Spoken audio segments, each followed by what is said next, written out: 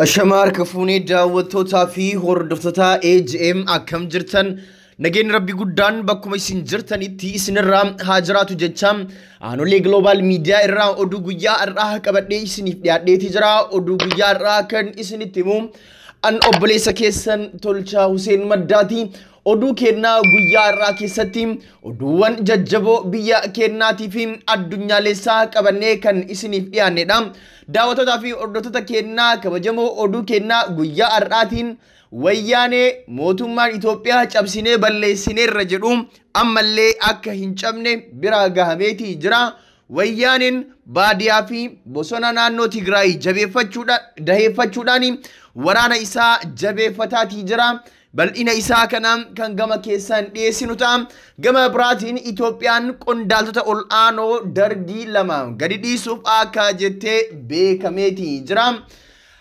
gama biraatiin immoo Ameerikaan talaallii COVID-19 modern ta'ee ayyama kenniteeti jirti itti aansuudhaan immoo oduun kennaa inni biroo immoo Boeingin paayileetota yaalii godhan irratti dhiibbaa hin malle uume jedhameeti jira odeeffannoowwan kana wal duraa duuban kan gama keessan dhiyeessinu ta'a daawwattootaa fi hordoftoota kennaa kabajamoo tamsaasni keenya idilee guyyaa guyyaan AGM irraa isiniif darbu bifa salphaa ta'een akka isin bira ga'uuf warroonni YouTube channel keenya subscribe godhin YouTube channel keenya subscribe godhadhaa jecha amma kallattimaan gara odeeffannoo guyyaa irraa qabadhee dhufeetti isin ceesisa.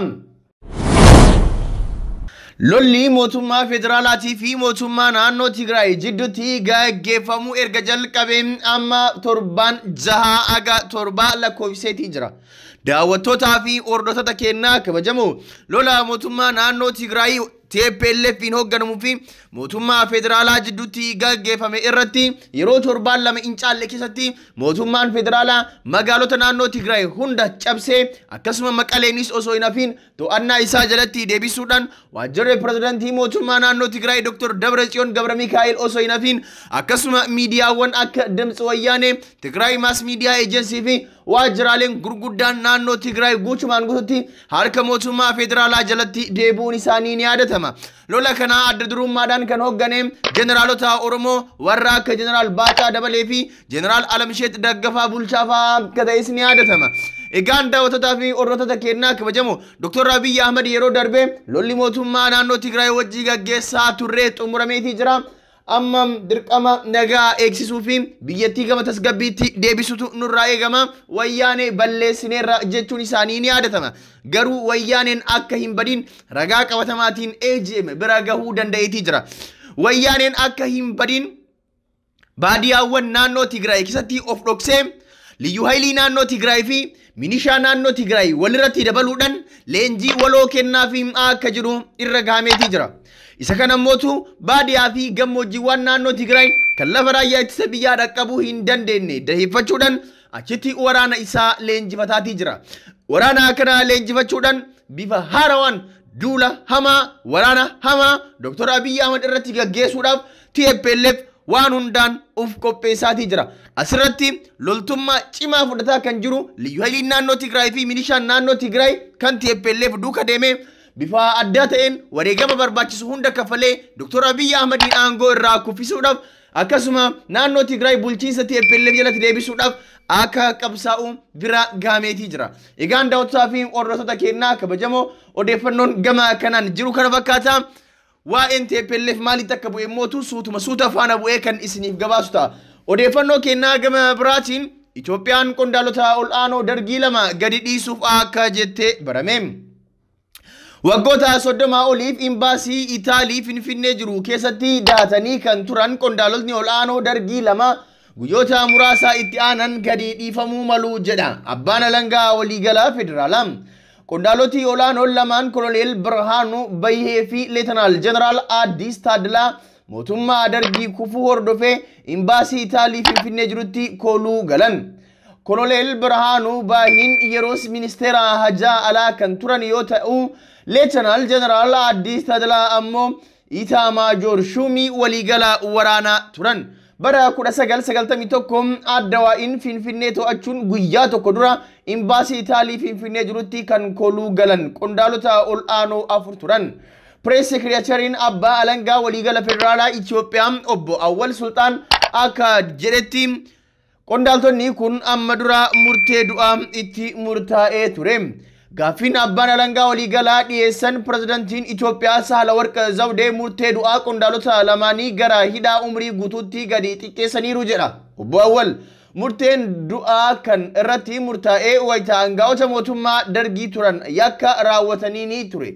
Obbo Awwal akka jedhanitti imbaasiin Itaalii namoonni lama waggoota 30 mirga socho'uu isaanii daanga'ee turuun isaanii sirrii akka hin taane eeruun abbaan alangaa waliigalaa federaalaa akka gadi dhiifaman gaaffii dhiyeesseeti jira.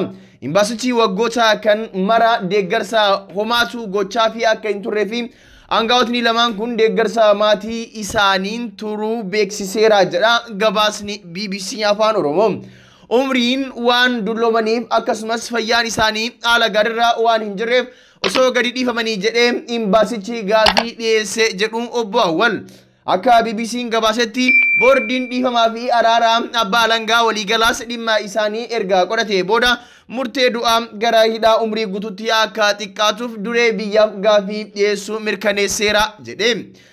Itti aansuudhaan qondaaltonni kunniin bifa hidhaa fakkaatuun waggoota 30 waan turaniif hidhaan umrii guutuu irraa shallagamee fi akka gadi dhiifaman mana murtii gaaffii ni dhiyaata jiraniiti jiran.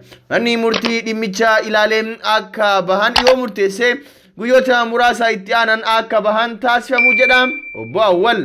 Loltoonni Addawaayii Finfinnee qabachuu torbeen tokko yoo hafuun pirezidantiin yeroo Mangistuu Hayilamaariyaam aangoo fi biyya gadi dhiisanii gara Zimbaabuweetti baqatan. Kana hordofuun ture qondaaltonni olaanoon kunniin imbaasii Itaaliitti kan kooluu galan. Mootummaan Itoophiyaa qondaaltota kana dabarsee akka kennuuf mootummaa Itaalii irra deddeebiin gaaffii dhiyeessullee Itaaliin gaaffichi kufaa gochuun namoota kanaaf da'oo taatee turte. Kanaaf jecha qondaaltonni olaanoon kunneen yakka hin jirretti himatamanii murteen du'aa itti murtaa'e. Yeroo aangaa'onni imbaasichatti kooluu galan 8 yoo ta'an 4 isaanii fedha isaaniin imbaasicha gadi dhiisanii akka bahan himama.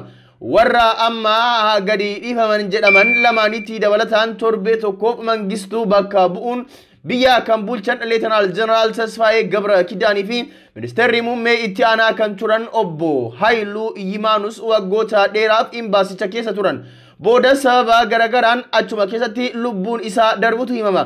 Qondaaltoti olaanoon mootummaa dargii hedduun murtii hidhaa umrii guutuu fi du'aa itti murtaa'ee kan ture yoo ta'u irraa hedduun isaanii hidhaa waggaa 20 booda gadi dhiifaman gadi dhiifamuu isaanii ni yaadatama.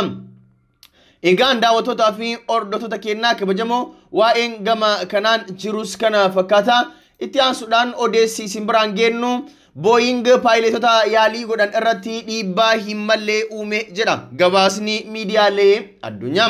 Qorattoonni seeneetii Ameerikaa kaampaaniin Boeing xayyaarri 737 Max balaliitti akka deebi'u wayita yaaliin balaliisaa taasifame kaampaanichi paayiletota yaalii taasisan yakka hin malletti leenjise jedhan. Xayyaarri Boeing 737 Max balaa lama walduraa duubaan mudate hordofuun bitootessa bara 2019 balaliirraa uggurame. Qorattoonni kaampaanii Boeing akkasumas bulchiinsi aviyeeshinii federaalaa Ameerikaa odeeffannoo barbaachisaa dhoksuuf yaalan jechuun yakkeetii jira. Boeing waan qorattoonni jedhan kan nan sakataa yoo jedhu FAA'n garuu faan ittiin himatame ofirraa ittiseera. Qorattoonni seeneetiin gabaasni dhiyeessan yakka ragaan hin deeggarame hedduu qaba kan jedheen FAA'n xiyyaara 737 Max balaliisaatti deebisuuf hojii sirriin hojjedha jedheen.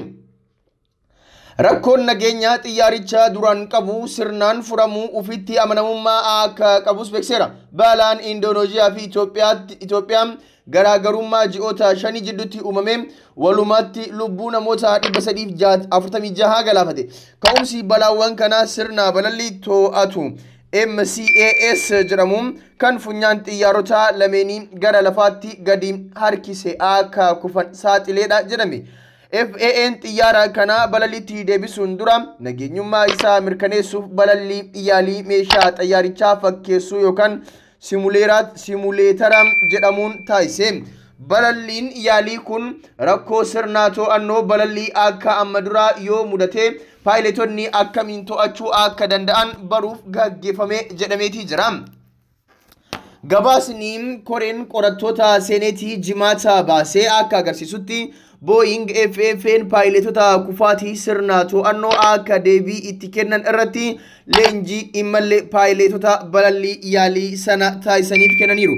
Kanas odeeffannoo dhoksaa argatan akkasumas gaafii fi deebii hojjetaa FAA waliin taasisan irraa hubachuun gabaasaa keessatti jiran. Kanaanis Boeing fi FAA'n odeeffannoo barbaachisaa xayyaaraa 737 Max balaaf saaxile dhoksuun hin oolle jiraniiti jiru. Egaan daawwattootaa fi hordoftoota keenyaa kabajamoo odeeffannoon har'aaf qabannee isiniif dhiyaannee kanuma odeeffannoo biraatiin deebinee hanga wal garuutti turtii gaarii isiniif haa taatu.